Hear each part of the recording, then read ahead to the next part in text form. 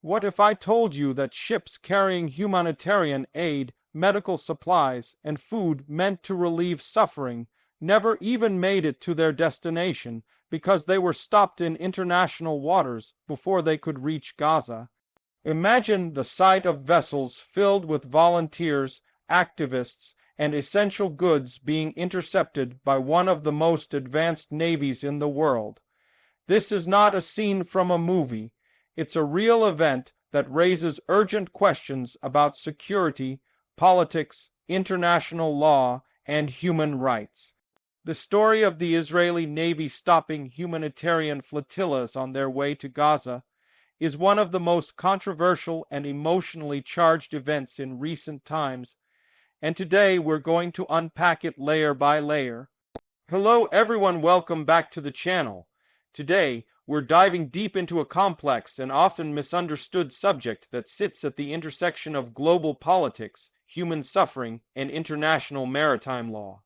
We'll explore the flotillas that attempted to deliver aid to Gaza, why they were stopped, and what this means in terms of security, performance of naval operations, humanitarian safety, unique aspects of these missions, the costs involved, and ultimately, the broader implications for peace and justice. So stay with me, because this is a story that demands attention.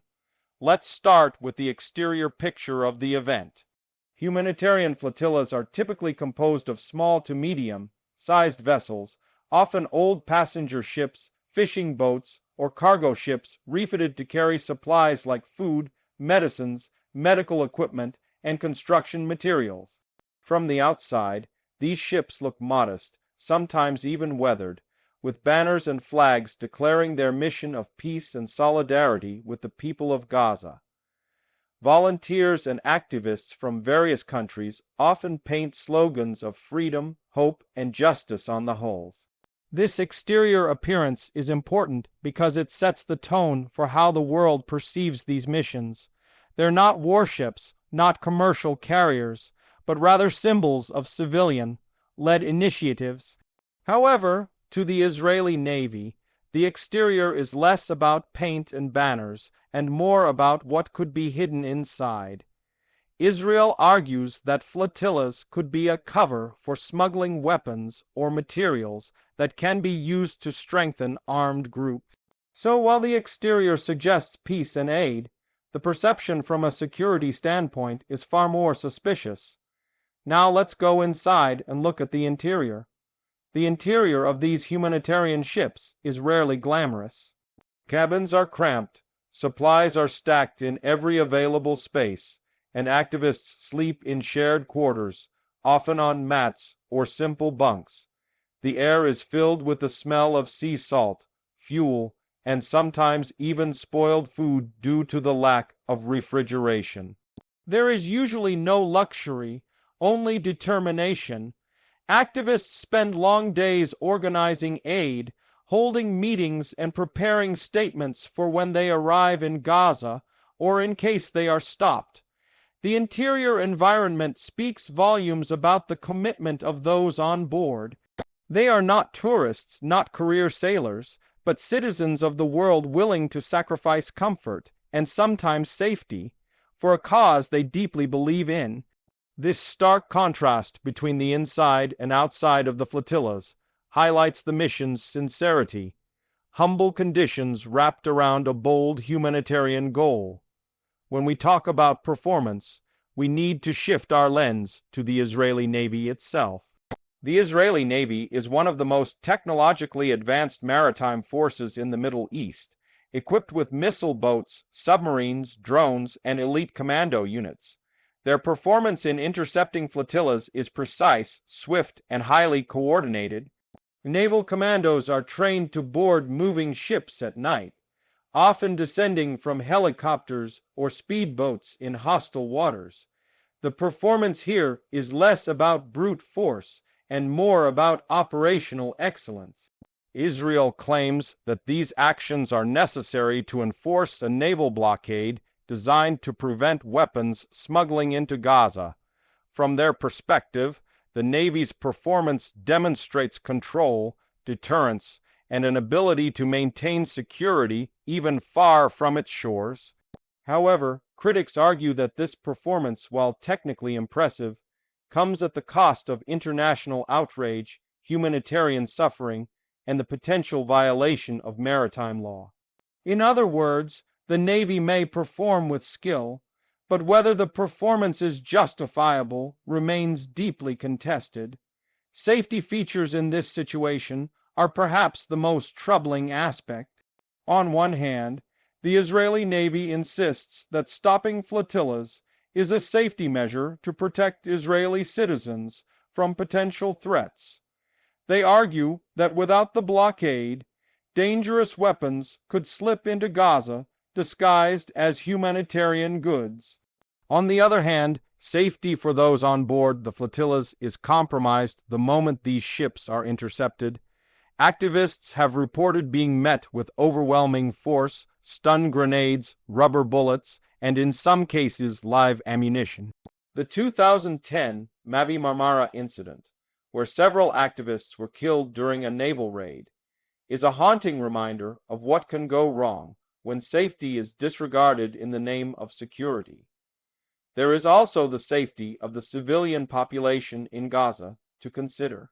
By blocking humanitarian aid, critics say the blockade creates a situation where ordinary people are denied basic necessities like food, clean water, and medical care, which poses its own long-term safety risks to an already vulnerable population.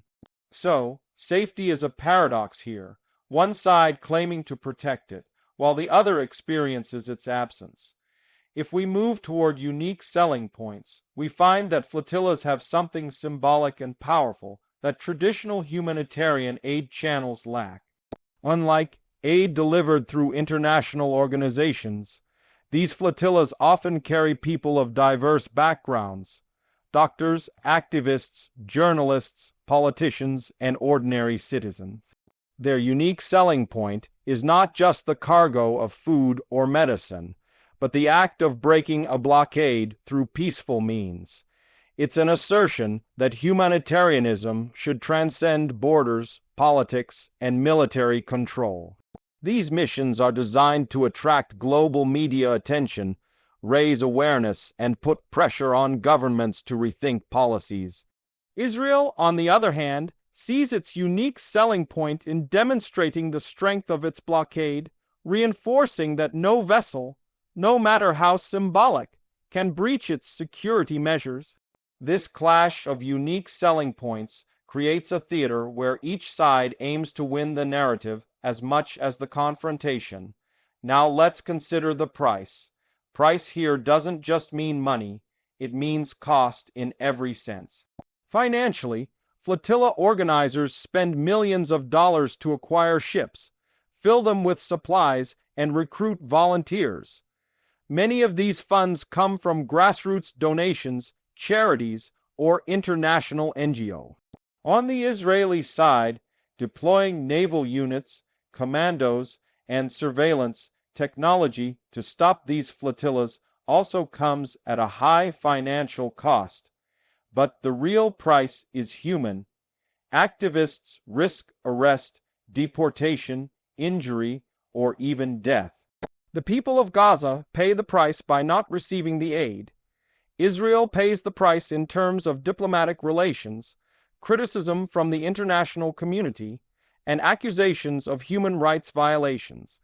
The price, therefore, is shared but unequally distributed, with the heaviest burden falling on civilians in Gaza who continue to live under blockade conditions. Bringing all these pieces together, the conclusion becomes clear. The stopping of humanitarian flotillas by the Israeli Navy is not just about ships and supplies. It's about power, perception, and principle. From the exterior to the interior, from performance to safety, from unique selling points to the price paid, this issue is layered with complexity. The Navy shows its strength, but activists show resilience. The blockade demonstrates control, but humanitarian missions demonstrate defiance. Ultimately, the question we are left with is this: should security concerns override the desperate need for humanitarian aid, Or should humanitarian principles challenge the boundaries set by military might?